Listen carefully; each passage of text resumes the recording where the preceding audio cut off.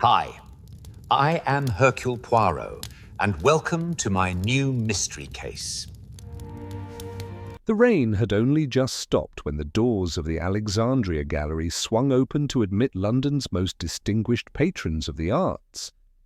The evening was meant to be a celebration, an exclusive unveiling of the Maiden of Alexandria, a recently rediscovered Hellenistic statue rumoured to have once adorned the library halls of antiquity. Its provenance alone was enough to summon dukes, financiers, museum curators, and critics like moths to a flame. Crystal chandeliers cast warm golden light across marble floors as guests drifted through the main hall, champagne coupes glittering in their hands. There was an air of cultivated sophistication, perfume, hushed gossip, polished shoes, calculated smiles, but beneath it all simmered tension. Everyone present understood that the statue was not merely art. It was a symbol of power, wealth, and influence, and more than one person in the room would have gladly killed for less. At the centre of it all stood Lady Veronica Ashcombe, the gallery's formidable patroness. Tall, composed, wrapped in silver satin and diamonds, she floated from guest to guest with the ease of a woman accustomed to command. Beside her, barely concealing his nervous energy, was her nephew, Julian Ashcombe, the young curator who had organised the entire exhibition. "Julian, do stop fidgeting," Lady Veronica murmured through a strained smile as another journalist approached. "You'll make them suspect the statue is counterfeit." Julian's cheeks flushed. I want everything to go well tonight. That piece means everything to—" He stopped abruptly as a sharp voice cut across the hall. "You are aware, I assume, that the authenticity is still in question?" The speaker, Dr. Oliver Redding, was the type of man who revelled in intellectual combat. With spectacles perched precariously on his pointed nose and an expression permanently soured by scepticism, he never missed an opportunity to remind the world of his expertise in classical antiquities. Lady Veronica's smile tightened. "Dr. Redding, the statue has been examined by 3 separate experts, and yet none of them," he replied, "are me." Sensing the spark catching flame, Julian stepped in. "Let's all appreciate the unveiling first. Academic disputes can wait until—" A burst of laughter erupted nearby, cutting him off. Turning, the guests saw Basil Lovell, the flamboyant art dealer whose reputation rotated uncomfortably between genius and fraud. His velvet suit, vivid as peacock feathers, announced his arrival long before he spoke. "My dear friends," Basil declared, "why argue about authenticity when beauty is staring you in the face?" Behind him followed the quiet figure of Céline Marchand, an enigmatic French sculptor with pale eyes and a guarded expression. She surveyed the hall as though taking stock of those present, her gaze lingering on the veiled statue, and then on Julian. Only one person seemed truly out of place, Mr. Roger Kincaid, a stern man with the posture of an ex-military officer. He remained near the rear of the room, observing everything with rigid attention. Nobody knew precisely why a private security consultant had been invited, though rumours hinted at threats, attempted thefts, and warnings delivered in the dead of night. All these figures and more would soon become inextricably bound to tragedy. The unveiling. At 8 o'clock sharp, Lady Veronica raised her glass to silence the room. "My friends," she began, "it is with profound pride that I present—" A low rumble of anticipation swept through the hall. "The Maiden of Alexandria." She tugged the velvet drape aside. Gasps followed. The statue was exquisite, a marble figure of a young woman, head slightly bowed, drapery carved with impossible delicacy. Her expression held a wistful serenity, as though she remembered something precious and mourned it still. But before admiration could settle, a shriek pierced the air. All eyes whipped toward the balcony overlooking the hall. A man's body lay crumpled at the foot of the staircase, twisted in an unnatural angle. Julian Ashcombe's voice cracked. "Good God! It's Dr. Redding!" Panic erupted. Champagne flutes shattered on marble. Guests stumbled back. Someone fainted. Lady Veronica clutched the balustrade, horror filling her eyes. Redding was unmistakably dead. And though no one yet realized it, a murder had just taken place. For on the upper level, next to the balcony rail from which he had fallen, lay one small detail that the others missed in their shock. A detail that would become the first thread in a web of deception. A single broken cuff button carved with a tiny laurel motif. The call for a detective. Within the hour, the gallery had been cordoned off by the police. Officers attempted, unsuccessfully, to question distraught guests, while Lady Veronica repeatedly dabbed her temples with a lace kerchief. Julian paced restlessly until a young constable intercepted him. "Sir, the inspector is asking for you. He wants—" "No," Lady Veronica interrupted sharply. "No, this will not do. Scotland Yard means well, but this matter—" Her voice lowered to a steely whisper. "This matter requires brilliance." Julian blinked. "Brilliance?" "Yes, fetch him." Lady Veronica's tone brooked no argument. "Fetch Monsieur Hercule Poirot."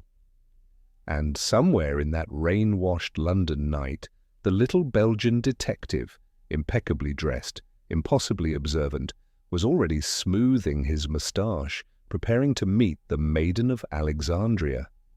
And the killer hidden among the guests. Julian had never known silence to feel so crushing. The gallery, once vibrant with murmured admiration and clinking glassware, now seemed to hold its breath as he led Hercule Poirot through the cordoned hall.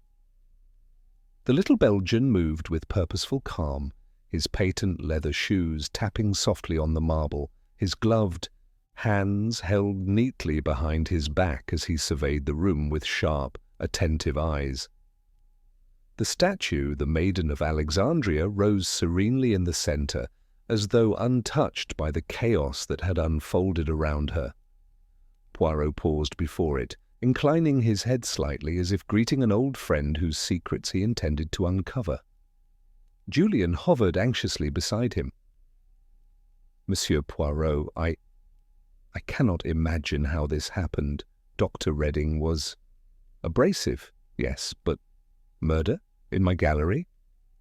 His voice trembled with a mixture of disbelief and guilt, as though he feared being held responsible for every misfortune that occurred within these walls.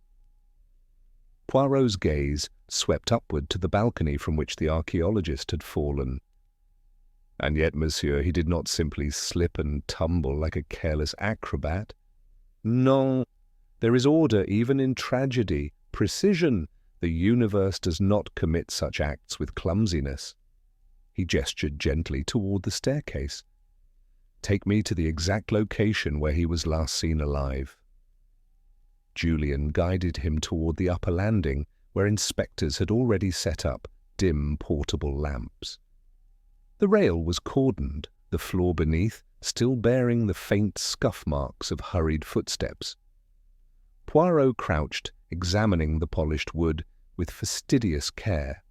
His fingers hovered near the small carved cuff button that officers had bagged moments earlier, though he did not touch it, merely regarded it with the thoughtful expression of a man fitting a puzzle piece into place. "That belonged to Dr. Redding?" Julian ventured. Poirot shook his head. "Ah, you see? Already we observed the disorder. Dr. Redding wore simple cuffs, plain and without ornament. This button, mon ami, belongs to someone who appreciates a flourish, someone with taste for symbolism." He rose, dusting his knees with gentle irritation. "But the button does not tell us the whole story. We must speak to those who witnessed the evening. They will try, of course, to present themselves as innocent pieces upon the board. Yet the truth, it has a way of peeking through the smallest crack." He requested that all guests be gathered in the smaller gallery room while preliminary examinations continued. The crowd, now subdued, pale, and buzzing with anxious whispers, assembled reluctantly. Poirot entered with an air of quiet authority, and the murmurs faded like a candle guttering in the wind. Lady Veronica, seated rigidly with a cold dignity, touched her pearls as Poirot approached. "Monsieur, do you truly believe someone among us pushed him?" Poirot responded with a courteous bow. "Madame, I merely believe that Dr. Redding did not meet his end by chance. Tell me, if you would be so kind, when did you last see him before the fall?" Her eyes narrowed thoughtfully. "Just before the unveiling. He had been arguing with Basil Lovell, something about provenance, naturally. Basil called him a dusty relic.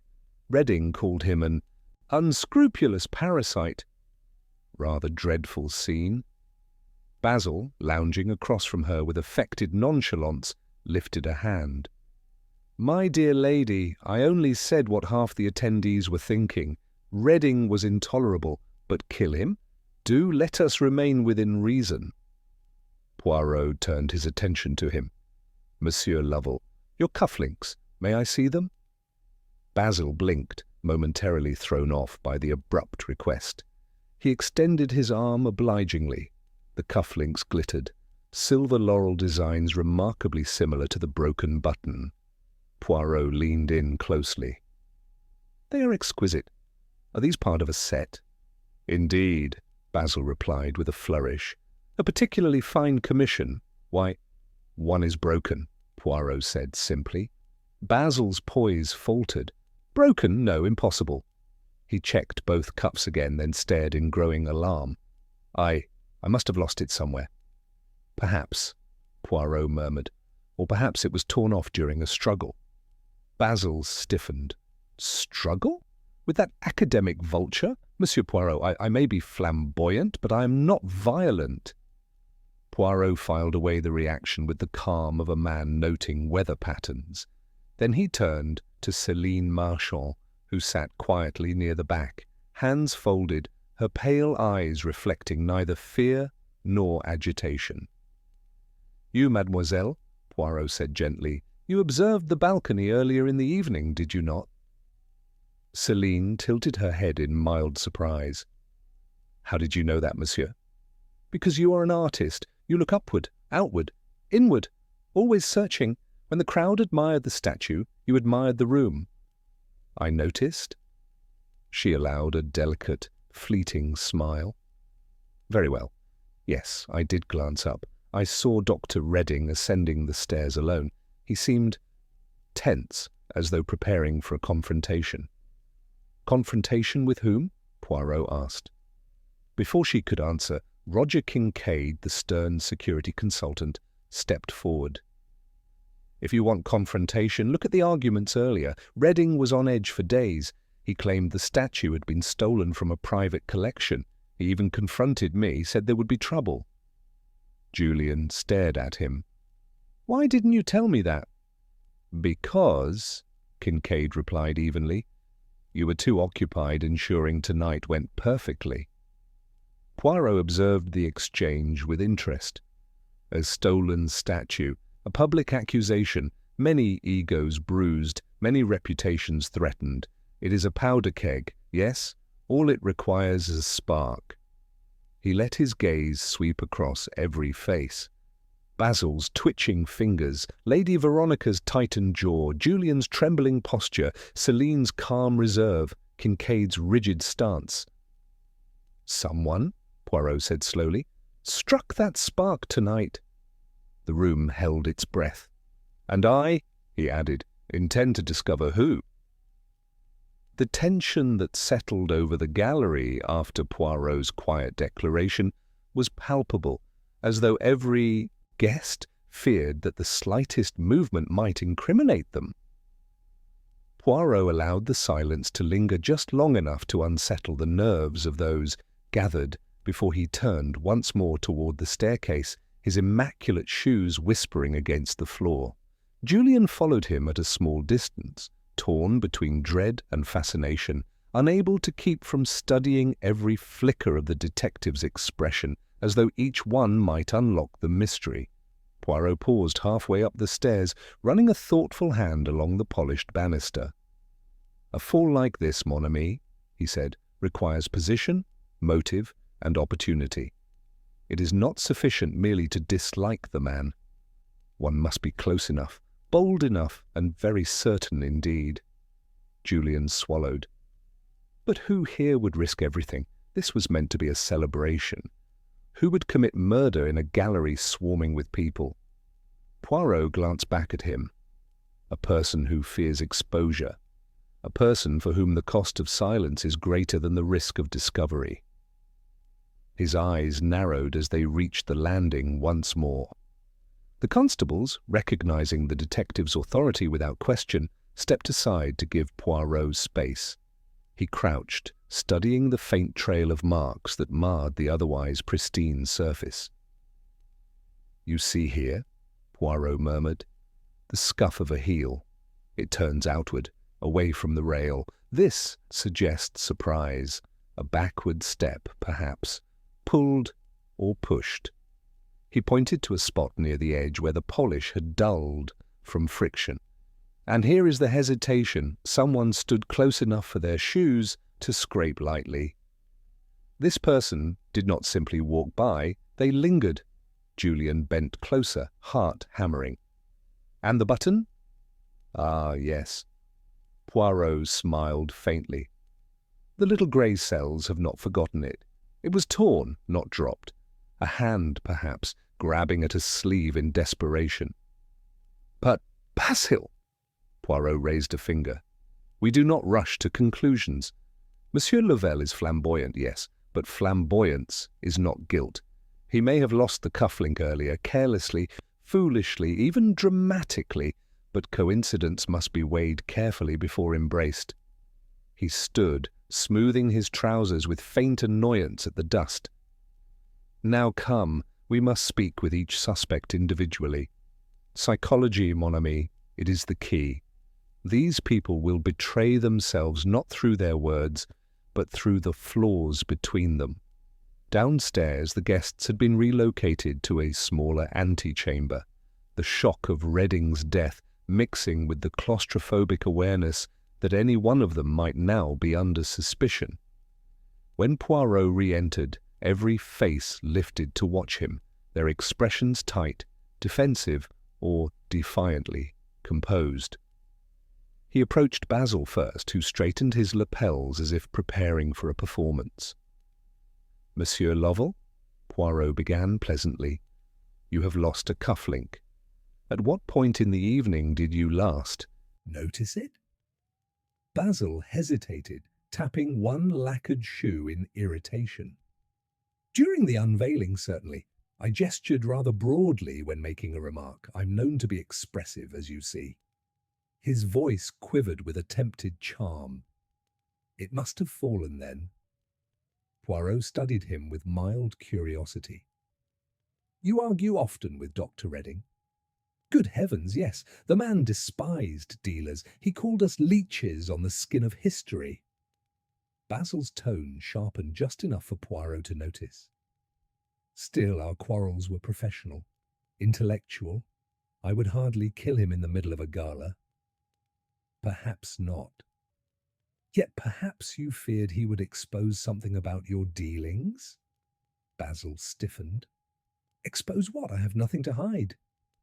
Poirot let the tension simmer, but did not press further.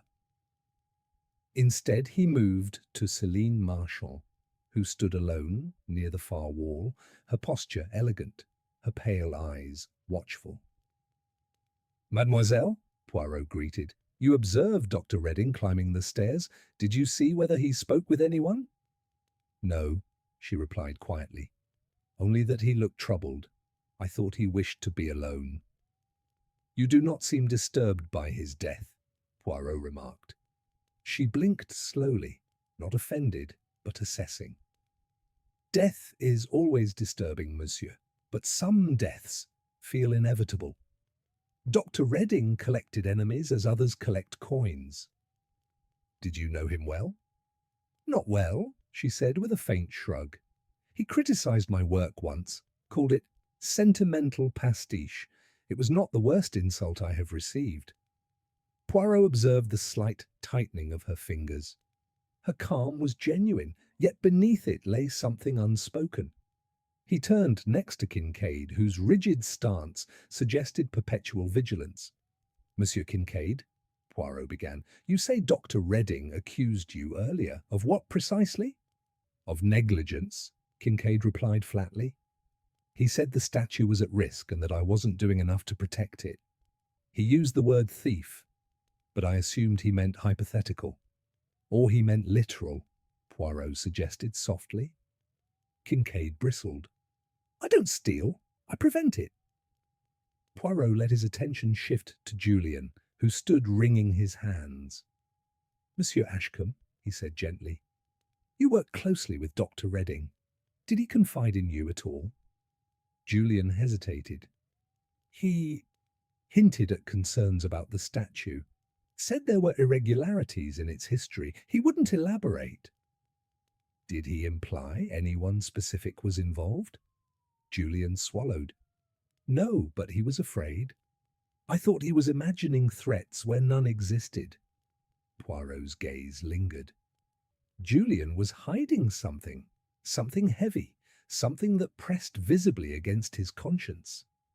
Finally, Poirot returned to Lady Veronica, who sat regal and composed, though her fingers trembled faintly. Madame, he said, you knew Dr. Redding for many years. Did you ever fear he might ruin tonight's event? Her lips thinned. Redding lived to undermine reputations. He enjoyed it. But this gallery is my life's work. I would not let him sabotage it. Poirot leaned forward slightly. And how far would you go to prevent sabotage?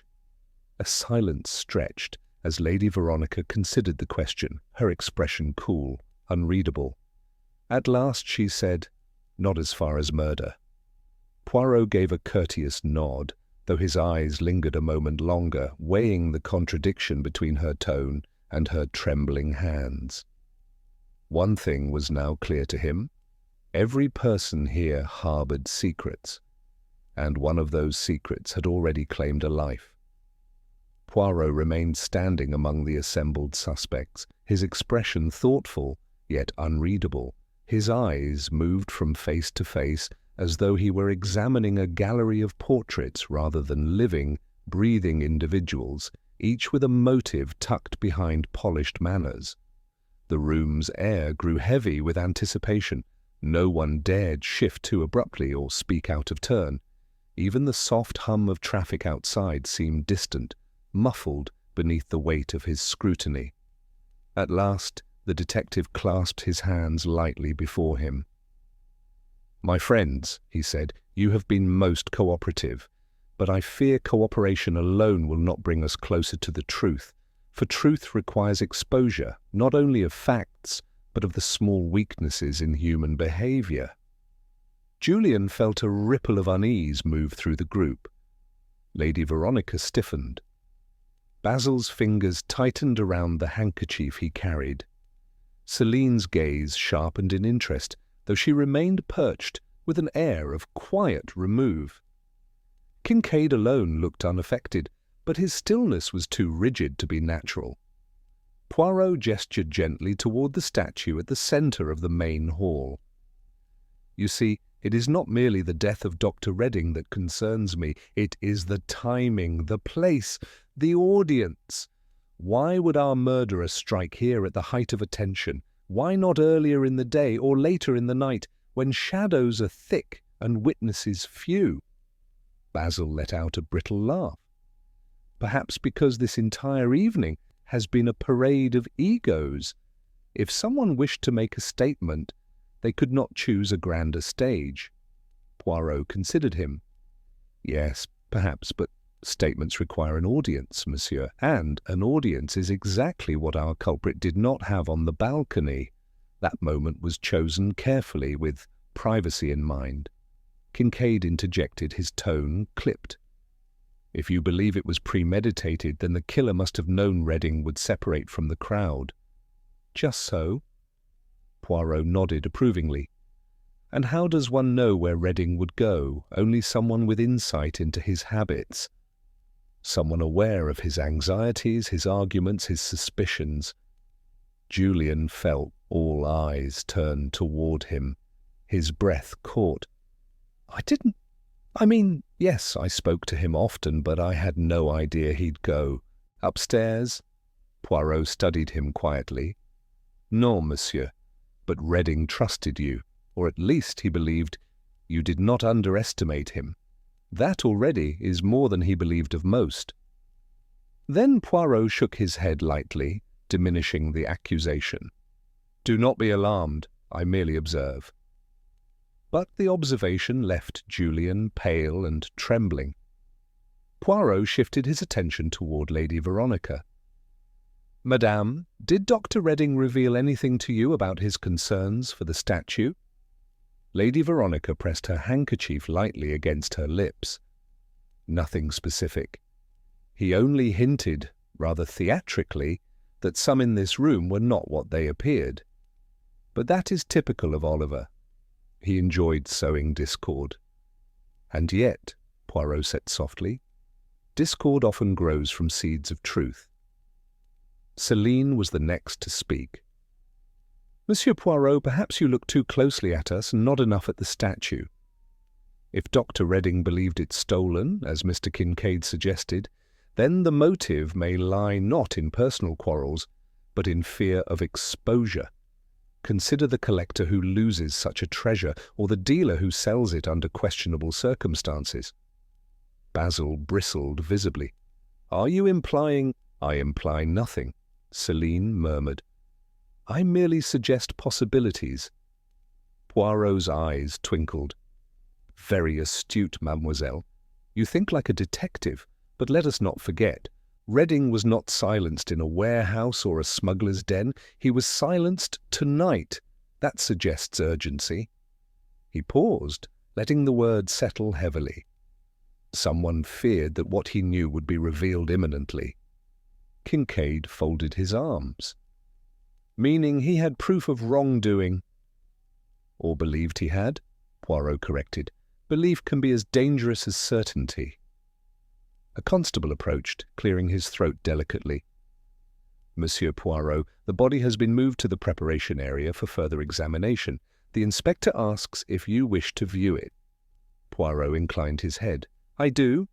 Then addressing the group, he added calmly, I ask that none of you leave the gallery. I shall return shortly. The suspects exchanged anxious glances as Poirot and Julian followed the constable through a narrow corridor lined with unframed sketches and storage crates. The preparation room was starkly lit, its chill seeping into the bones. Dr. Redding lay on a metal table, his spectacles shattered, his expression frozen in a grimace of shock. Poirot approached with solemn respect. Ah, monsieur, even in death you leave us riddles. Julian stood back, swallowing hard. It feels wrong, seeing him like this. Poirot nodded sympathetically before leaning closer to examine the wrists, the coat sleeves, the collar. You see here a bruise on the right forearm, and here, fibres, torn, caught beneath the nail. He fought back. Briefly, yes, but enough for a man desperate. Julian's breath hitched. So it really was murder. Poirot straightened. I no longer doubt it. He motioned toward the broken cuff button sealed in an evidence envelope. And this, I suspect, will lead us to the truth. But not merely because of whom it belongs to. Non, mon ami, it points to opportunity. Whoever was close enough to have this torn from them was close enough to kill. As they left the room, Julian asked quietly, Do you know who it is? Poirot gave a tiny, enigmatic smile. I know, monsieur, who it is not. And that, you see, is the beginning of knowledge. They returned to the gallery, where the suspects waited in a strained, uneasy silence. Poirot regarded them once more, his gaze sharper now, the first threads of certainty forming in his mind. One of them had just betrayed themselves, but only Poirot had noticed how. When Poirot and Julian returned to the gallery floor, the atmosphere had changed. It was no longer merely tense, it had curdled into something sharp and brittle, like glass on the brink of cracking. The suspects stood where Poirot had left them, but their composure was unravelling. Lady Veronica's fingers drummed restlessly on her armrest. Basil paced in irritated half-circles. Celine watched the room with the tranquil stillness of someone who had survived many storms, and Kincaid hovered near the entrance as though guarding it, though whether to keep danger out or prevent escape was unclear. Poirot stepped forward with the quiet confidence of a man who had gained ground. "Mes amis," he said, "I thank you for your patience. I have learned something important, something that narrows our field considerably." He allowed the words to settle. Every head lifted. Julian found himself gripping the back of a chair without realizing it, his pulse quickening. Poirot's certainty always had a way of stirring dread in those who were not guilty. How much more so for those who were? Poirot began to walk slowly across the room, pausing beside each suspect, as though measuring the weight of the air around them. "Dr. Redding resisted his attacker," he said softly. Even briefly, a struggle leaves traces. For those who watch carefully, it leaves a map. Basil let out a fragile laugh. "If you mean scratches, I assure you my manicure is intact." Poirot regarded him. "Indeed, and that, monsieur, is precisely the point. There is not a mark upon your hands, nor upon your sleeve, save for a missing cuff button that may have been torn days ago. Your theatrics mislead, yes, but they do not conceal violence." Basil blinked, surprised but relieved. "Then you believe me innocent?" "I believe," Poirot said mildly, "that murder requires a certain practicality. Your passions lie in display, not brutality."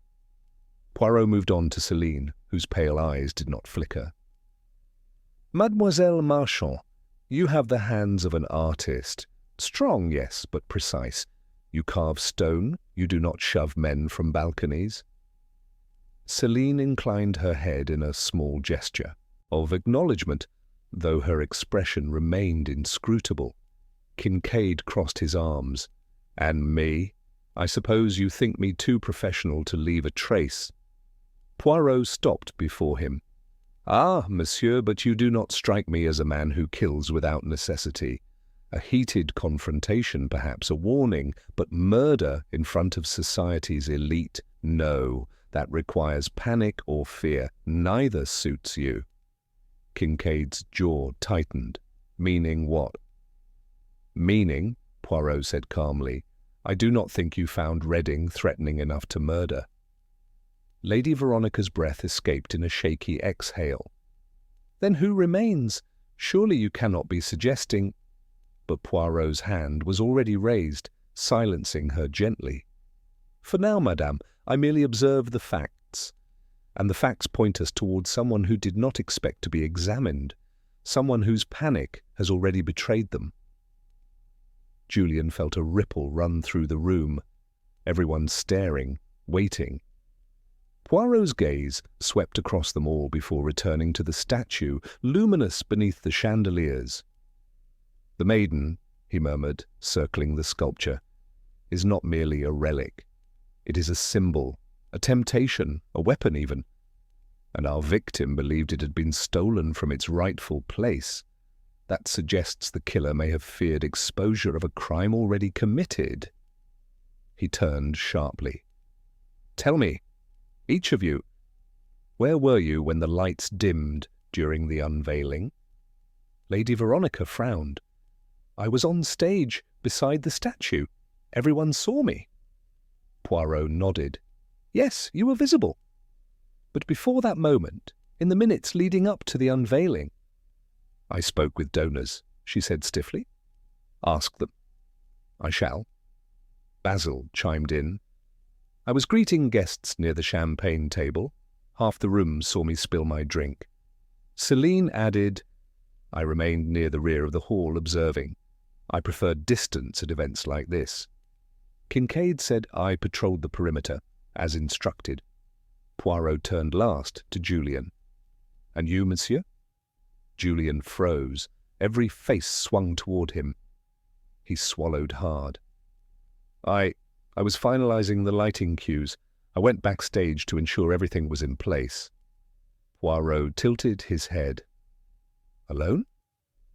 Yes, Julian whispered, though it came out more uncertainly than he hoped. Poirot's eyes softened in a way that suggested understanding, not accusation.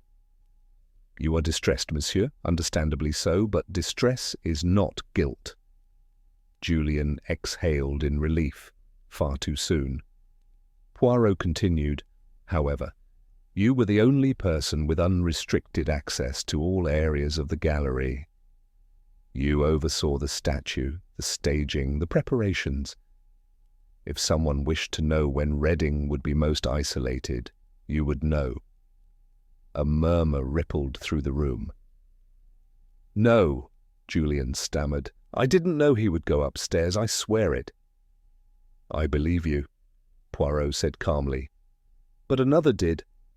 He turned toward Lady Veronica, whose posture had stiffened like a statue herself. You, Madame Ashcombe, heard Reading's accusation earlier today. You knew he had discovered something. You feared the consequences. Lady Veronica's voice trembled with outrage. Monsieur Poirot, how dare?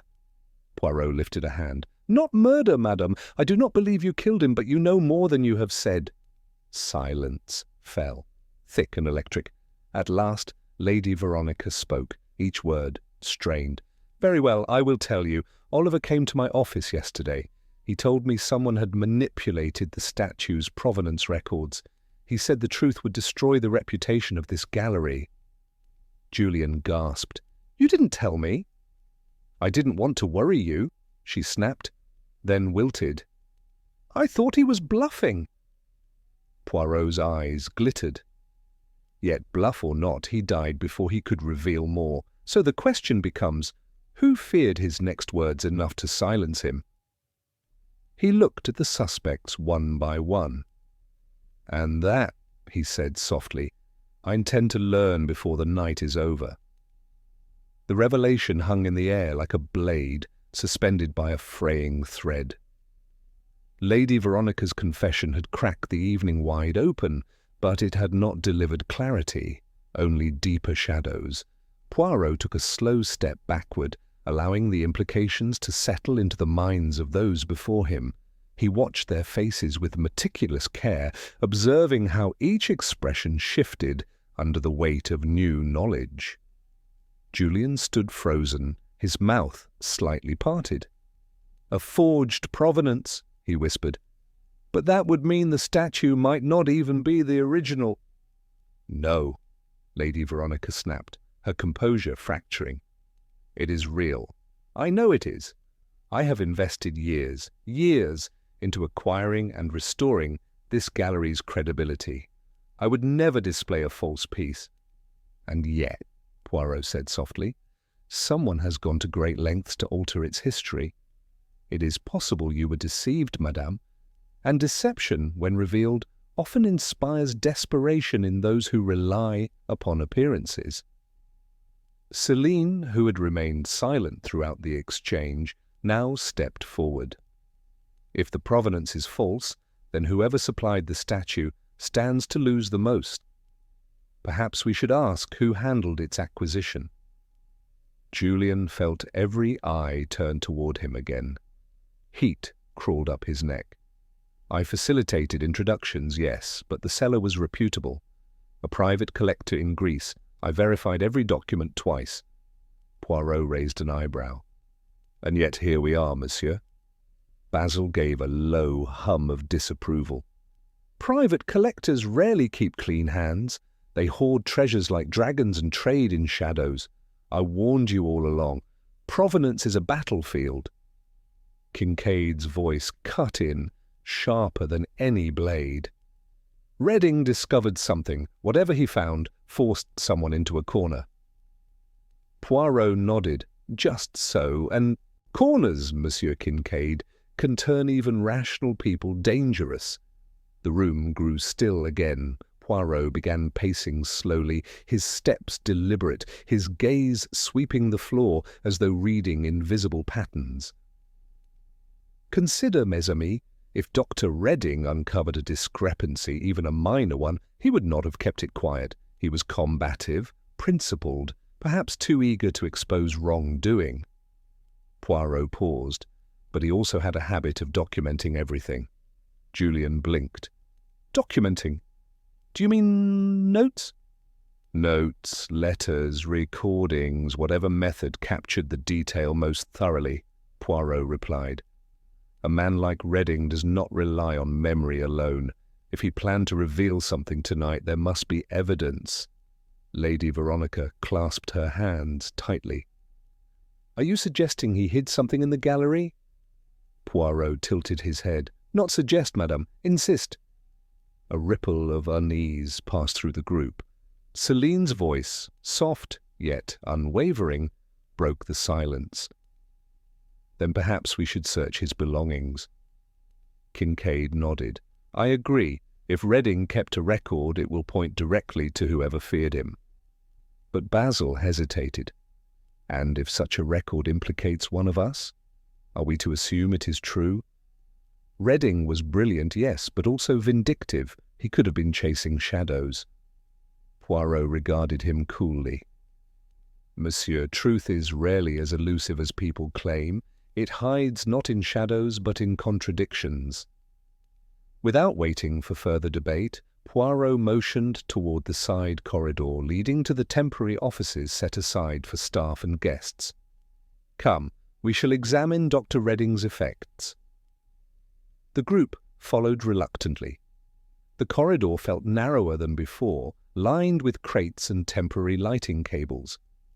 At the end was a small room with Redding's coat draped over a chair, his leather satchel resting against the desk. Poirot approached it with a solemn air, as though performing a ritual. He opened the satchel carefully. Inside were the expected items: papers, a fountain pen, a notebook filled with tight handwriting, and, most interestingly, a small, sealed envelope with Julian's name written on it. Julian's breath caught.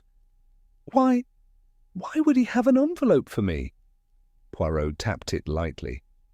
Only one way to know, monsieur. He held it out. Julian hesitated before opening it.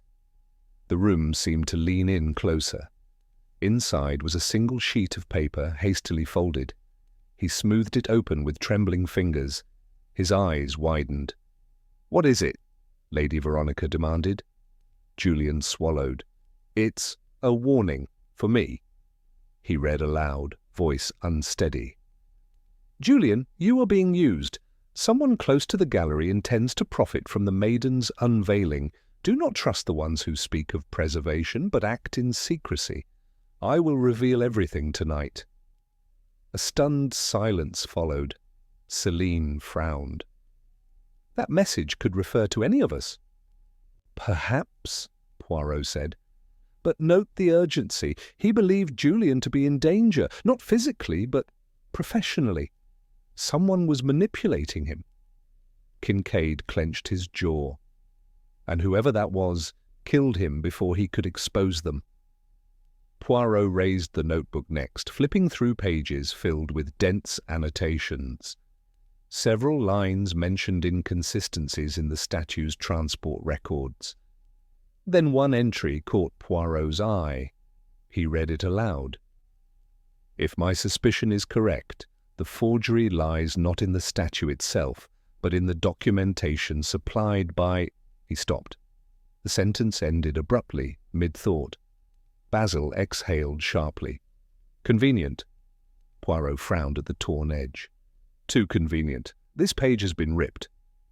Celine stepped closer. Meaning, the killer removed the name. Exactly. Poirot murmured. The murderer did not destroy the notebook, only the part that implicated them.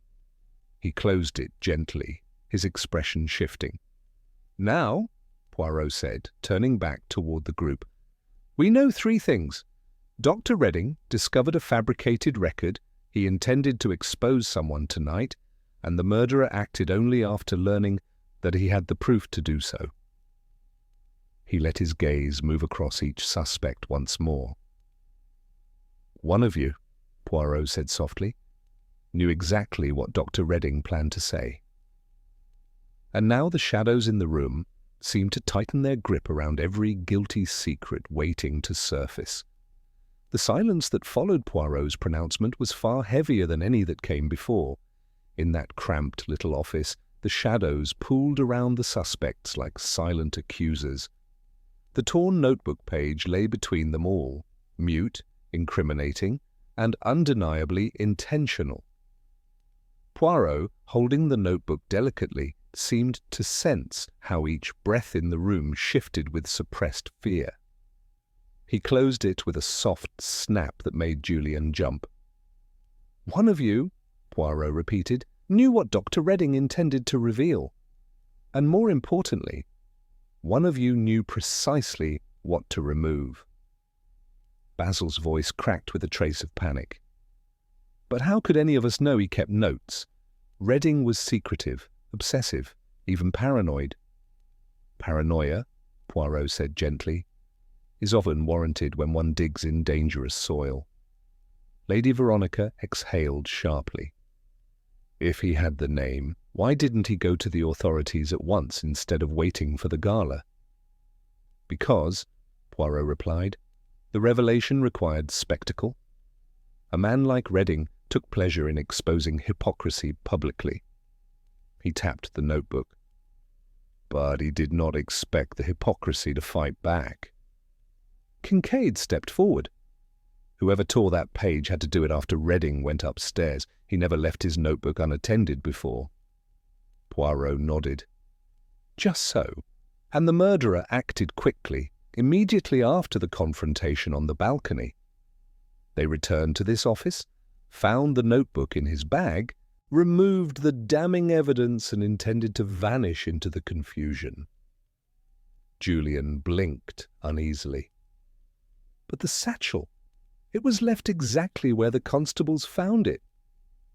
Wouldn't the killer hide it, or destroy the rest of the notes?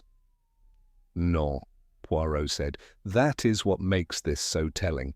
They were afraid that removing or destroying everything would draw suspicion. A torn page can be dismissed as anger, accident, carelessness, but an empty notebook, that is intent. He looked at them one by one. The killer wished to erase only their part, leaving everything else to appear untouched. Céline murmured, "A very calculated mind." Poirot's moustache twitched. "Indeed." Basil crossed his arms, trying for nonchalance. "You keep speaking of calculation, but we all panicked. Even you must admit, this entire night has been chaos." Poirot smiled thinly. "True. Chaos reveals character, but murder reveals motive." His gaze shifted to Kincaid. "Monsieur, you said earlier that Redding accused you of negligence. Did you respond?" Kincaid bristled. "I told him to stay out of security matters. He was agitated. I didn't take it seriously." "Did you see him after that exchange?" "No," Kincaid replied firmly. "I stayed on the main floor. You can ask the officers." Poirot considered him, then turned to Céline. "Mademoiselle, you saw Redding go upstairs. Did you see if someone followed him?" She shook her head slowly. "No, but I sensed he did not go there randomly. He looked as though he expected someone." Julian felt something cold slip down his spine. Expected someone? Why would he choose the balcony for a meeting? "Because," Céline said softly, "it is secluded and symbolically dramatic. He was a man who liked theatrics." Poirot nodded. "Just so. A private confrontation in a public event. It fits his nature." Lady Veronica's voice wavered. "Poirot, Do you think he arranged a meeting with the person whose name was on that page? Poirot spread his hands. What is more likely, that he wandered upstairs alone, or that he went to confront the very person whose involvement he intended to expose? He leaned forward, voice lowering. Ask yourselves, who among you received a message from Dr. Redding today? A warning? An invitation? A threat? No one spoke. Poirot's eyes flicked to Basil first. Basil hesitated, then shook his head. He disliked me, but he rarely bothered to write. Céline answered similarly. He never contacted me outside professional criticism. Kincaid folded his arms. I wouldn't keep a message from him secret. Poirot looked last at Lady Veronica and Julian. Julian shook his head at once. I only received that letter, and it wasn't an invitation, it was a warning. But Lady Veronica hesitated. It was slight, barely a stutter in her breath, barely a tremor in her posture. But Poirot saw it. Everyone saw it. He approached her with great gentleness. Madame, did Dr. Redding attempt to reach you tonight before his death? She closed her eyes as though gathering courage. Yes. The admission vibrated through the room. What did he say? Julian asked, horror creeping into his voice. Lady Veronica opened her eyes again, and now they were filled with something raw. Fear, yes, but also genuine remorse. He left a note with one of the ushers. It was delivered to my office. He wanted to speak privately on the balcony. He said it concerned matters of grave importance. I didn't go. Julian stumbled backward. You didn't go? His voice cracked. Aunt Veronica, he died there. She flinched. I was afraid, Julian. I thought he meant to blackmail me. You know how he wielded threats. Poirot regarded her with a slow nod.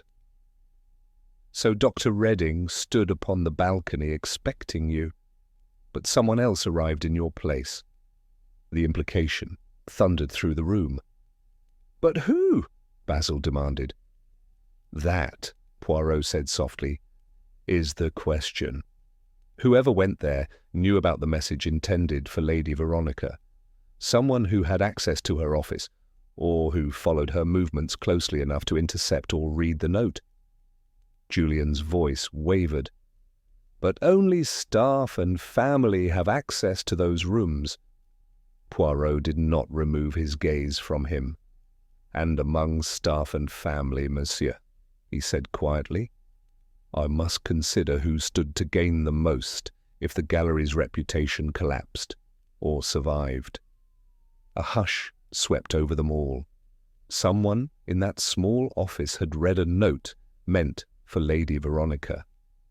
Someone had gone to the balcony in her place, and that someone was the killer. The realization that someone had intercepted Redding's message to Lady Veronica spread through the group like a slow, poisonous fog.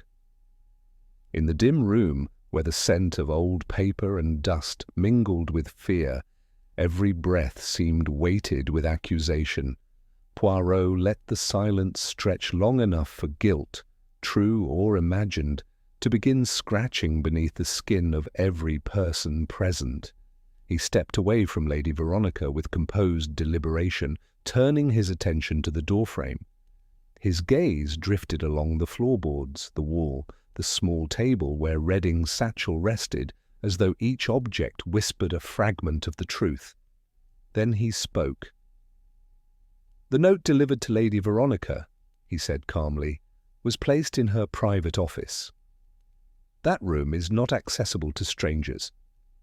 Someone who knew its location, someone who had reason to be near it, learned of the message intended for her. Julian shook his head vigorously. But no one besides staff. Poirot corrected him with a small lift of his hand. No, monsieur, not just the staff. You forget one very important detail. Tonight many of you wandered freely during preparations, moving through hallways and storage rooms. In such moments, boundaries blur. Kincaid frowned. Are you implying one of us searched the office beforehand? Not searched, Poirot murmured, but observed. Consider, Lady Veronica's office door is made of frosted glass. Shadows pass easily across it. A curious eye, noticing the usher leaving a note on her desk, might be tempted to investigate further. Basil burst out. But why would anyone risk being seen snooping around? Because, Poirot replied, fear makes bold the desperate. If the message threatened exposure, the stakes were already high. Celine folded her arms. Then the killer must have known the message contained something damaging. But how could they? They would have had to read it. Poirot nodded approvingly. Just so. A simple act. Open the envelope, read, reseal, or discard it entirely. His gaze sharpened. But our murderer chose not to destroy it. Why? Because the killer believed Lady Veronica should still receive it. Julian blinked. That doesn't make sense. Why deliver it at all? Poirot tapped a finger to his temple. Because if Lady Veronica never received the message, suspicion would fall at once upon the person who intercepted it. To avoid this, the killer allowed the note to reach her, after ensuring they met Reading first. Lady Veronica shuddered visibly. You mean someone used my message to lure him onto that balcony? Poirot bowed his head slightly. Yes, madame. Reading waited for you. Instead, he met his death. Basil paced restlessly, his silk jacket shimmering in the cold light. But you still haven't said who had access. Who knew enough to approach her office? Poirot returned to the main hall, motioning the rest to follow. They stepped into the gallery where the Maiden of Alexandria gleamed serenely under its lights, as though mocking the turmoil around her. Poirot moved toward the statue with quiet gravity. Let us consider each of you, he began, turning slowly. Monsieur Lovell, your presence tonight was theatrical, social. You mingled openly, remained constantly visible. It is unlikely you slipped away unnoticed to intercept private correspondence. Basil lifted his chin, half offended, half relieved. Poirot continued. Mademoiselle Marchand is an artist, a guest of honor. She walked the hall with the detached curiosity of an observer, not the furtiveness of a conspirator. Celine offered a faint, enigmatic smile, neither confirming nor denying the compliment. Poirot's eyes shifted to Kincaid. Monsieur Kincaid, you had the authority to move through staff corridors, but your movements were monitored by your own team. They will confirm your whereabouts. Kincaid nodded, though suspicion flickered around him like static. Julian's voice rose, thin with anxiety. And me? Do you suspect me? Poirot regarded him kindly. Monsieur Ashcombe, you are devoted to this gallery. You lacked the arrogance to believe you could outwit Reading. And more importantly, you would not have delivered the message to Lady Veronica if you hoped to keep its contents hidden. Julian sagged in relief. Poirot turned at last to Lady Veronica. And you, madam, are the intended recipient. You had no need to intercept your own message. Lady Veronica pressed her hands together. Then if not us, who? That, Poirot said softly, is the key. He walked toward the far end of the gallery where crates, tools, and lighting equipment had been stacked earlier in preparation. His steps were slow, thoughtful. After a moment of searching, he stopped at a utility table where a stack of programs lay. He picked one up, flipping through it with a delicate touch. When such an event is organized, he said, staff members constantly pass through private offices, ushers, technicians, assistants, stage managers. They move unseen, unremarked. Celine frowned. Are you saying the killer is one of the staff? No, Poirot said, not one of the regular staff. Someone who wished to blend among them. He lifted the program and held it for all to see. Inside its glossy pages was a list of committee members, donors, and coordinators. Julian stared in confusion. "I don't understand." Poirot turned the program around. One name had been circled in pencil, not by Poirot, by Redding. "A name?" Poirot murmured. "Redding intended to expose." Lady Veronica gasped. But that person isn't even an employee. They're a consultant, brought in temporarily." Kincaid stepped forward sharply. "And they had access to every room in the building." Julian's eyes widened with dawning horror as the name burned into his mind. Poirot looked at them all, his voice calm but resonant. "Behold, mes amis, the person Redding feared most. The person who intercepted the note. The person whose name was torn from the notebook." He lowered the program, slowly. "And the person who met him on that balcony tonight." Everyone stared, breathless, waiting for the name that would shatter the fragile calm once and for all. The name on the program glimmered like a fuse waiting to be lit. Poirot let the silence linger, the tension winding tighter as every heartbeat in the room seemed to pause. Then he spoke, softly, but with a clarity that cracked the air. "Evelyn Grant." The reaction was immediate. Julian inhaled sharply. Basil muttered something unprintable under his breath, and Lady Veronica nearly dropped her handkerchief.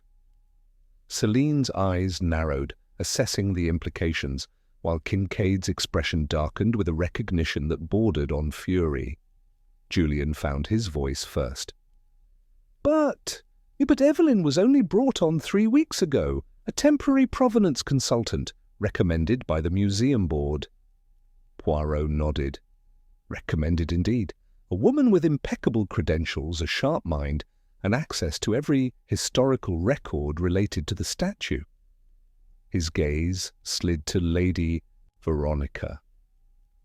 "Madame, you allowed her unrestricted access because you trusted the board's endorsement." Lady Veronica pressed her trembling fingers to her forehead. "We needed someone to verify the transport logs. The documents arrived in pieces. The courier mishandled them. She offered to reconstruct the chain of ownership." "Which she did," Poirot said softly, "with remarkable efficiency. Too remarkable, perhaps." Celine stepped closer to the program, reading the circled name. "You believe she forged the documents? Why?" Poirot's eyes glimmered. "Because she stood to gain the most if the statue's provenance remained unquestioned. A forged masterpiece with an impeccable chain is worth far more on the black market, or to the institutions eager to acquire it. And Dr. Redding, he saw through her." Julian's voice cracked. "And she killed him?" Poirot raised a finger. "Patience, monsieur. Murder requires more than motive. It requires opportunity. Evelyn Grant was not merely a consultant. She supervised the artifact's arrival, communicated privately with customs officers, and reorganized Lady Veronica's documents the day before the gala. She knew the schedule. She knew who would be on the balcony. She knew the message was there." Kincaid swore under his breath. "I should have vetted her more thoroughly." Poirot turned his head slightly. "Do not blame yourself, Monsieur Kincaid. Mademoiselle Grant is very skilled at what she does. Grifters always are." Basil's anxiety rose like a tide. "But she left earlier, just after the commotion. She slipped away with the other guests." Poirot smiled without humour. "Not slipped away, fled. The moment she realized Redding's bag would be searched, she disappeared." Julian shook his head violently. "But we've searched the building. She's not here." Poirot placed the program gently on the table. "She's here?" A collective gasp followed. Poirot examined his cufflink, a gesture so small and neat it sent chills through the room. His voice remained calm, almost serene. "You have all assumed she would run through the front doors in panic. But does a professional thief panic? No, She hides, she blends, she becomes invisible not by leaving, but by remaining where no one thinks to look. Celine exhaled in understanding. She disguised herself. Poirot nodded once. One of the staff uniforms is missing from the staging area. A coat, a cap, a mask. She is somewhere close. Kincaid straightened at once. Then we need to secure the exits. No, Poirot said sharply, raising a hand. We must not corner her. A desperate person becomes dangerous. We must lure her out. Julian stared at him, horrified.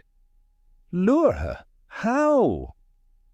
Poirot looked around the room slowly, letting his gaze fall upon the statue at the center of the gallery. By giving her what she fears most, the belief that her secret is already known. He turned back to them. She will not run if she believes she can silence me before I speak. Lady Veronica gasped.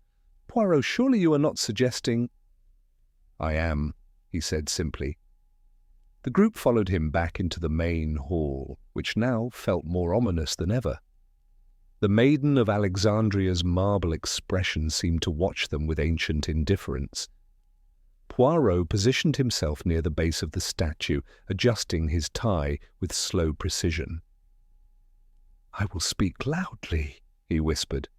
She will hear. When she approaches, she will reveal herself. Kincaid stepped forward at once. I'll stay close. No, Poirot said. You must keep your distance. She will attack if she senses danger. He looked toward Basil and Celine. The rest of you, scatter, look natural. She may already be watching. Within moments, the hall transformed into a strange tableau.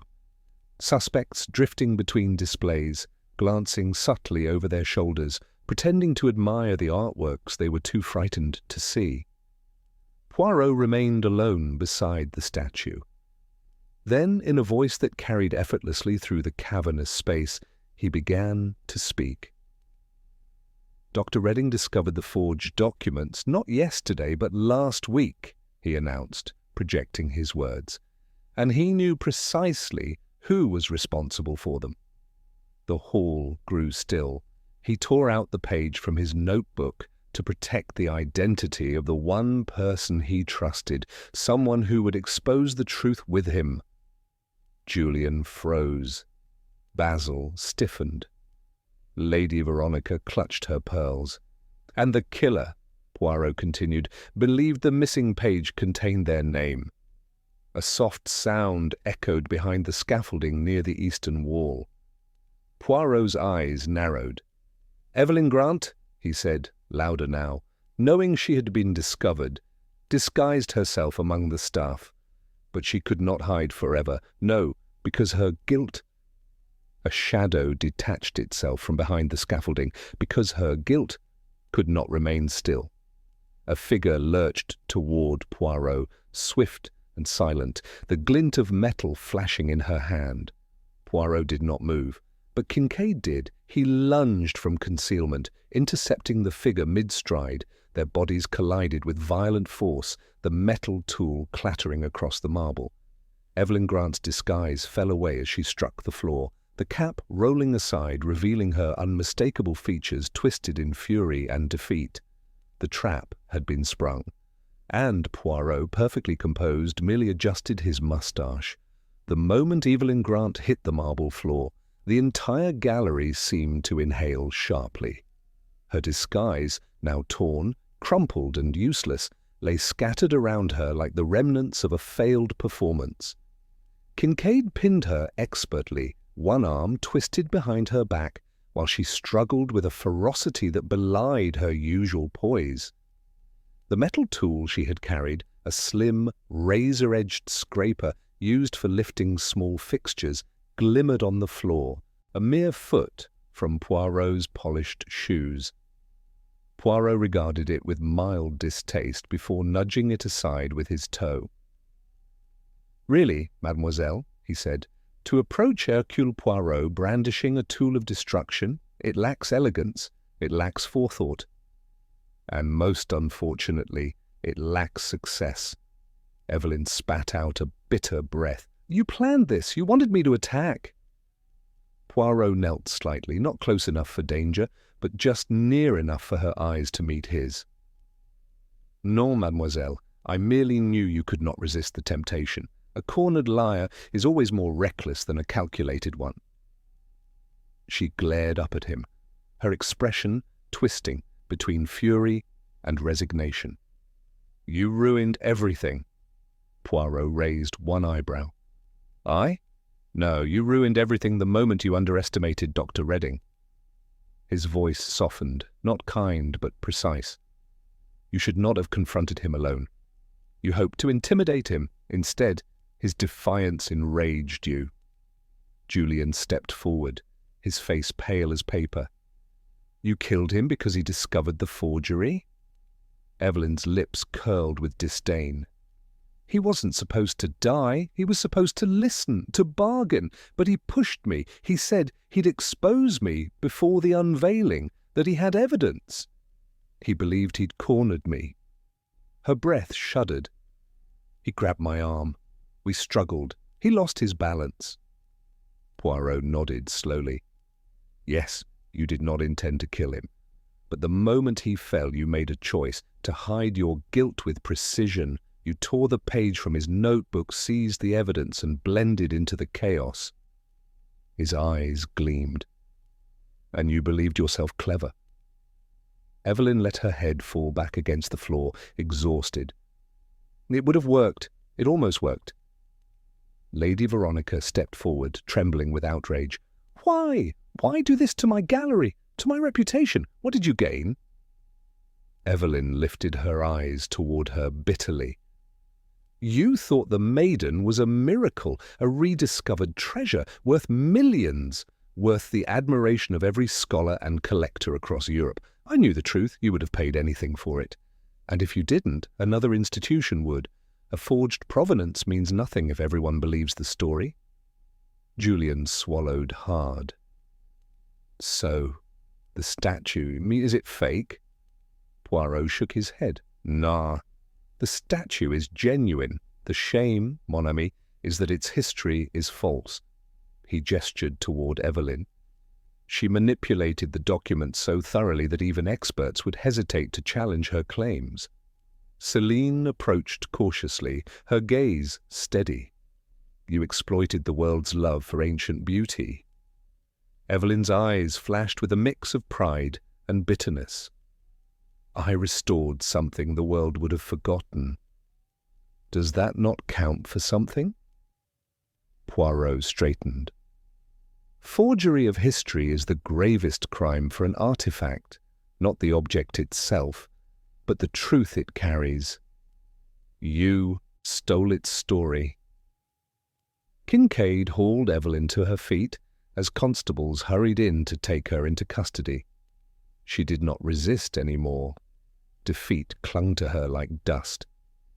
As they escorted her out, she glanced back at Poirot. "You were always going to find me, weren't you?" Poirot offered a small, courteous bow.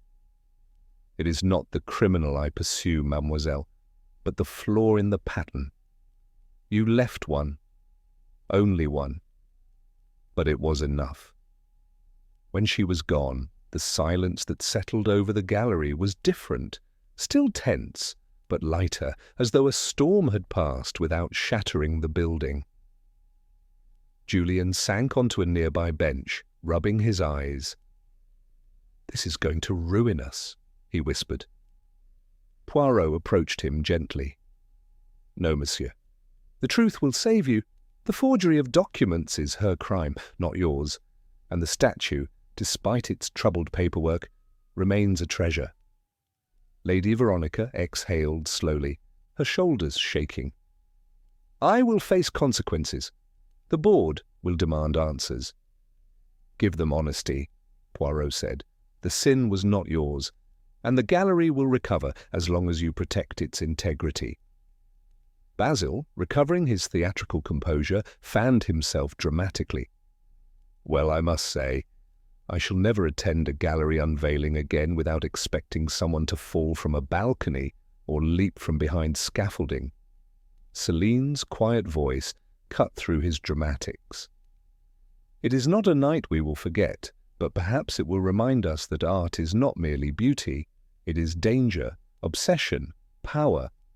Poirot nodded appreciatively. "Very true, mademoiselle. And tonight it was also justice." He turned once more to the Maiden of Alexandria, her marble expression serene amid the turmoil.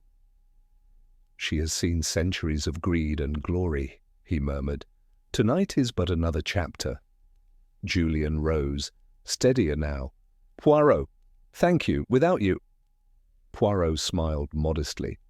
"You give me too much credit, monsieur. I merely listen.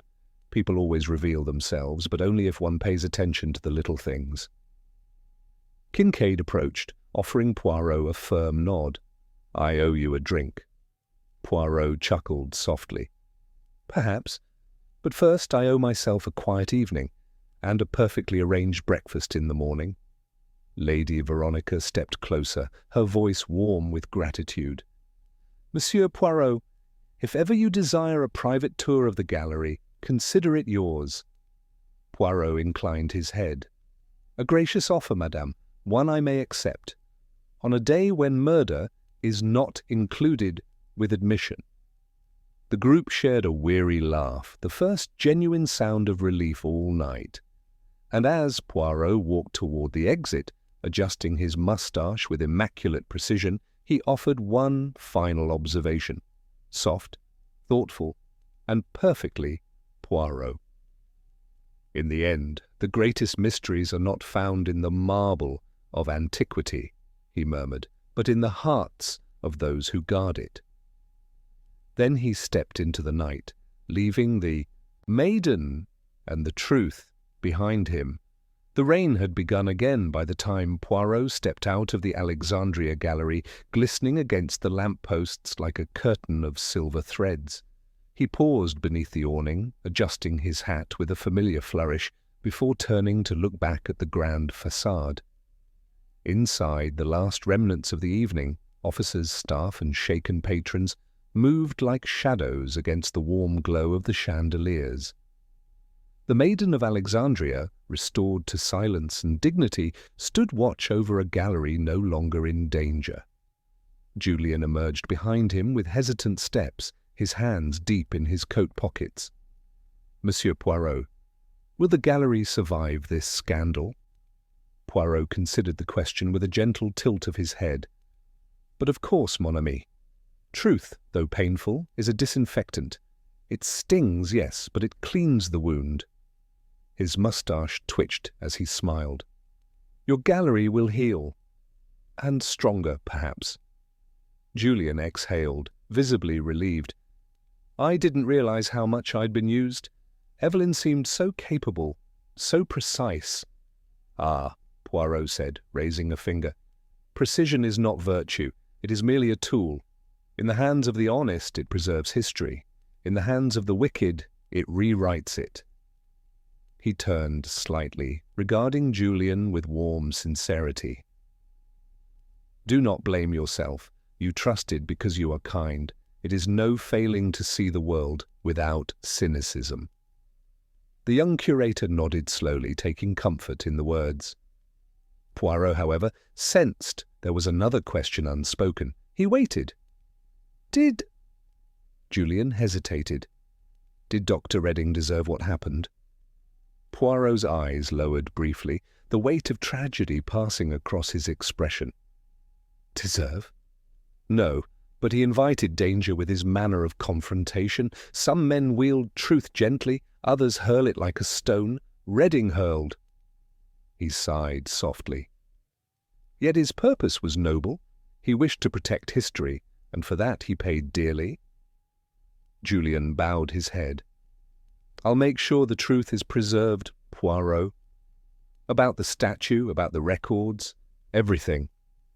Poirot touched his shoulder lightly. "Good. Then Dr. Redding's legacy is not lost." Lady Veronica appeared next, wrapped in a heavy shawl, her expression sombre. "Monsieur Poirot," she said, voice quiet, "I owe you more than gratitude. Tonight, could have destroyed everything I built. Poirot bowed respectfully. Madame, you built your gallery with passion. It is not destroyed, only shaken. A small, grateful smile touched her lips. I will honor your efforts, and I will make the gallery worthy of its name again. I have no doubt, he said with warmth. As she returned inside, Kincaid approached, his coat collar turned up against the rain. He offered his hand, a rare gesture from the stoic man. You solved what I should have seen coming. If you ever need protection, you know whom to call. Poirot shook his hand with amusement. Protection? I assure you, Monsieur Kincaid, the only danger I face is bad coffee and disorderly breakfast trays. A rare smile cracked Kincaid's stern facade before he headed back toward the waiting officers. Only one figure lingered in the doorway, Céline Marchand, quiet and ethereal in the dim light. She stepped closer, her expression thoughtful.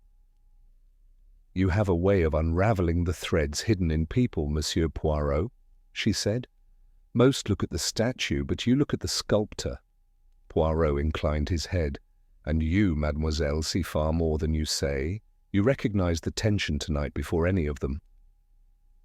I see people as shapes, she replied softly. Balanced or unbalanced, the moment Dr. Redding fell. Her gaze drifted inward. The shape of the evening tilted. Poirot regarded her with quiet admiration. You would make an excellent detective. She laughed faintly. No, I prefer stone. Stone does not lie. Ah, Poirot said, eyes twinkling, but people do, and that is what makes my work entertaining. Céline smiled, bowed gracefully, and disappeared into the gallery. Left alone beneath the awning, Poirot pulled his coat tighter. The rain had softened to a drizzle, tapping lightly on the pavement, like fingertips playing a delicate rhythm. The London night was calm now, restored, as though the violence within the gallery had been but a ripple on its surface. Poirot stepped forward, allowing the raindrops to kiss the brim of his hat. A forged past, he murmured to himself. A desperate mind, a truth defended, a truth stolen. Ah, but the little grey cells, they prevail. He took one last look at the glowing windows of the gallery. Inside, the Maiden of Alexandria stood serene once more, no longer the centerpiece of intrigue, but a relic reclaimed by truth. Evelyn Grant would face justice, Lady Veronica would rebuild, Julian would rise anew, wiser and steadier, and Dr. Redding, flawed though he was, had ensured the invisible threads of deception were cut. Poirot turned, stepping into the quiet street. The evening's events played themselves out in his mind, the button torn from a cuff, the frantic desperation of a guilty woman, the half-hidden scuff marks on a polished floor, the torn notebook page, the shadow behind the scaffolding. Each small detail had pointed him toward the inevitable truth. Murder, he whispered, is never as simple as a push or a fall. It is woven from fear, pride, and the smallest inconsistencies. He paused, savoring the crisp air. And tonight, he said with gentle satisfaction, the inconsistencies were very obliging. With that, Hercule Poirot walked into the rain-washed night, his silhouette neat and immaculate, leaving behind a gallery full of rediscovered honesty, and one final, perfect order restored